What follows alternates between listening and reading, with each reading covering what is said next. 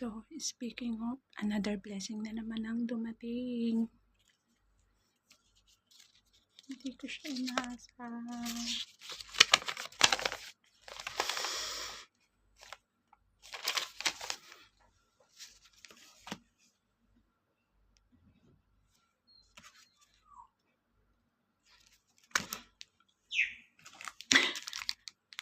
May Goldilocks na pulburon pa. So, yan nga guys. Hindi ko inaasahan na may another blessing na naman na binigay ang Panginoon sa atin today. So, sobrang naiyak ako kanina nung binigay niya kasi nga nag-a-advance ako sa kanila ng 1,000 sana real. Pero ang sabi nila is wala nga silang pera, ganyan-ganyan, keme-keme. And then, naintindihan ko sila kasi nga bumili sila ng bagong sasakyan. Pero, kumalma na ako, nasabi ko, sige, hindi na lang ako aaten. Total, ano lang naman yun eh. Kumbaga, parang, pero sa loob-loob ko, nanginayang ako. Pero, this is it, pansit. Sobrang grabe mag-amaze. Ang Panginoon talaga kung para sa iyo.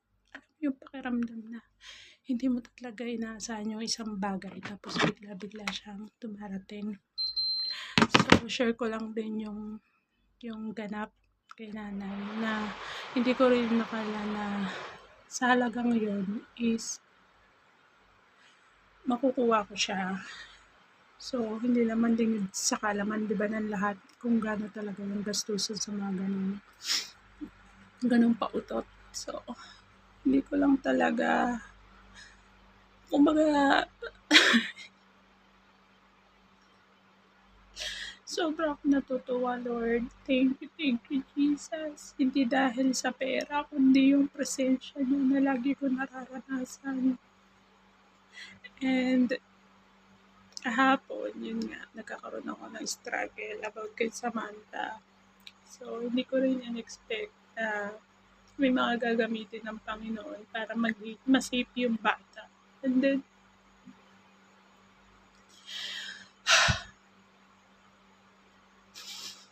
hindi lang naman kasi about sa pera or sa ano, yung pang mag-amazing lang yung Panginoon na yung tipong napaka-imposible pero nagiging posible dahil sa paniniwala natin. So, patuloy lang tayong maniwala at humingi ng laging gabay sa Panginoon. At ngayon ko talaga totoong nararanasan. Although dati pa naman talaga, mararanasan ko na siya. Pero bilang tao, nagkakaroon ako ng kasalanan.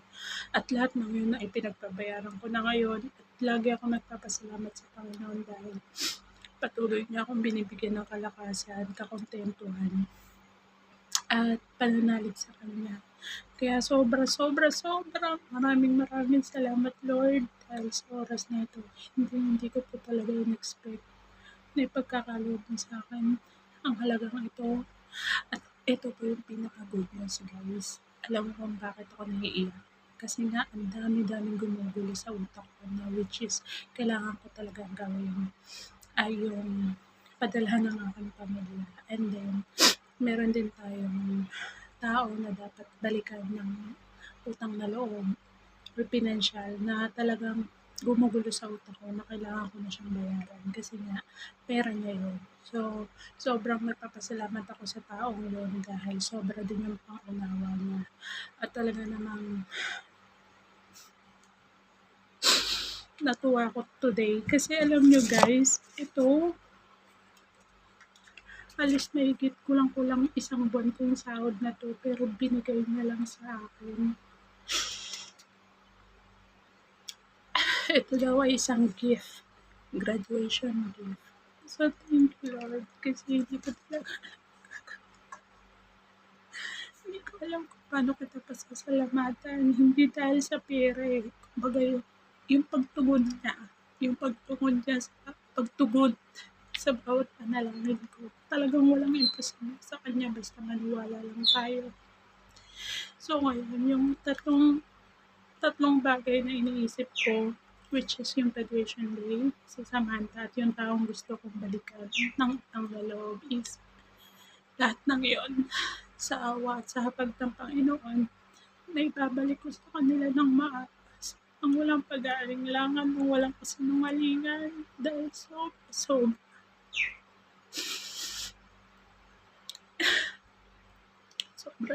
yung kabutihan ng Panginoon na hindi ko talaga akalain, Lord God, na lahat ng 'to